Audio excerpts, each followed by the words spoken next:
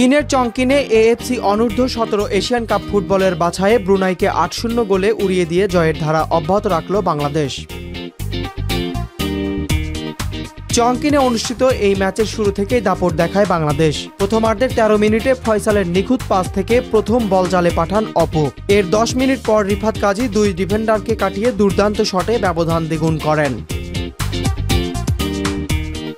রিদওয়ানের দারুণ পাস থেকে ফয়সাল তৃতীয় গোলটি করেন। তার ১ মিনিট পর দূরপাল্লার শক্তিশালী শটে চতুর্থ গোল করেন মোহাম্মদ মানিক।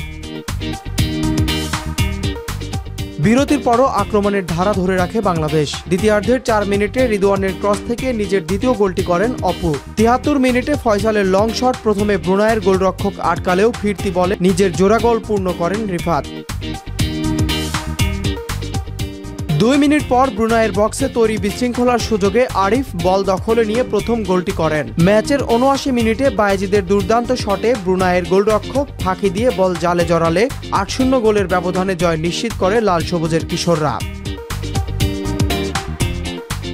বাছাইয়ে এটি বাংলাদেশের দ্বিতীয় জয়। এর আগে পূর্ব তিমুরকে ৫-০ গোলে হারিয়েছিল গোলাম রব্বানী ছোটনের দল। টানা ২ জয়ে পয়েন্ট টেবিলের শক্ত অবস্থানে রয়েছে বাংলাদেশ।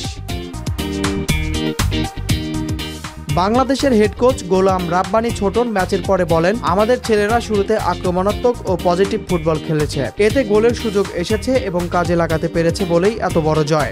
এজন্য ফুটবলারদের ধন্যবাদ। আগামী ম্যাচেও আমরা এই ধারাবাহিকতা ধরে রাখতে চাই।